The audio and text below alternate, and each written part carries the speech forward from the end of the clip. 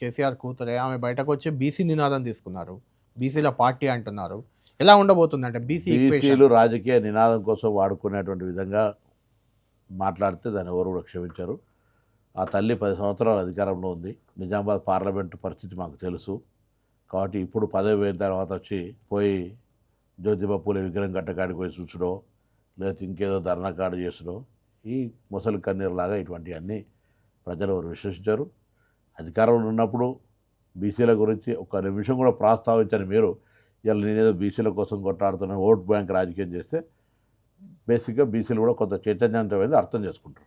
అంటే 2009లో ప్రభుత్వ వ్యతిరేక ఓటు చీల్చేందుకు అప్పుడు చిరంజీవి బీఆర్పీ ఉపయోగపడింది. ఇప్పుడు కూడా కవిత పార్టీ ప్రభుత్వ వ్యతిరేక ఓటు చీల్చేందుకు ఉపయోగపడుతుంది. కవిత గారి వెనుక కాంగ్రెస్ ఉంది. ఇలాంటి విమర్శలకు ఏం చెప్తారు? ఎవరి ఆలోచన విధానం వాళ్ళది. వాళ్ళు అట్లా ఆలోచించుకుంటే నేను వద్దంటే బంద్ అయ్యేది కాదు. Political discussion political.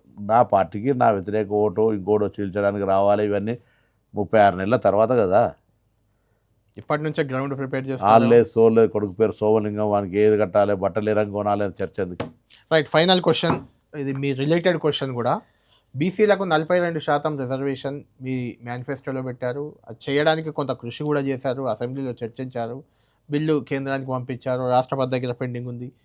42% రిజర్వేషన్ అమలు అవుతుందా? అవుతే ఎప్పుడు అవుతుంది? ఎందుకంటే అది అయ్యాకే స్థానిక ఎన్నికలు అన్నారు మీరు. 42% రిజర్వేషన్లు అయినాకనే స్థానిక సంస్థలు పోతాం అన్నమాట వాస్తవం. ఇప్పుడు కూడా అదే ఆలోచనతో ఉన్నాం. కానీ పూర్తిగా బేసిక్గా లోకల్ బాడీ రిప్రజెంటేటివ్ సర్పంచో లేకపోతే కౌన్సిలరో లేకపోవడం వల్ల government, union government, central government, local body network system ఏదైతుందో అది బ్రేక్ అవుతుంది. అవును, బర్డెన్ అంతా ఎమ్మెల్యే, ఎంపీ, ప్రభుత్వం మీద పడుతుంది. కాబట్టి ఒక లోకల్ నెట్వర్క్ వచ్చింది. లోకల్ నెట్వర్క్ ఇప్పుడు ఉంది. 42% మీద కేంద్రం మీద ఒత్తిడి స్టార్ట్ చేస్తాం.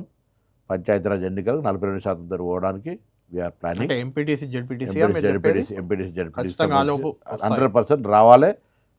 భారతీయ జనతా పార్టీని బాగా చెప్తా టార్గెట్ చేసి అడుగుతాం. మొన్న గౌరవ పార్లమెంట్ సభ్యులు అడిగిన ప్రశ్నకు కూడా మా దగ్గర కేంద్రానికి బిల్లులు వచ్చినాయని చెప్పారు. చేయాలి కదా, ఏదో ఒక లెక్క. లేదంటే ఒక 2-3 ఏళ్ళు ఒప్పుకోబడితే మా పార్లమెంట్లో మా ప్రభుత్వం అధికారంలోకి వస్తే it's matter of 24 hours. Right, thank you.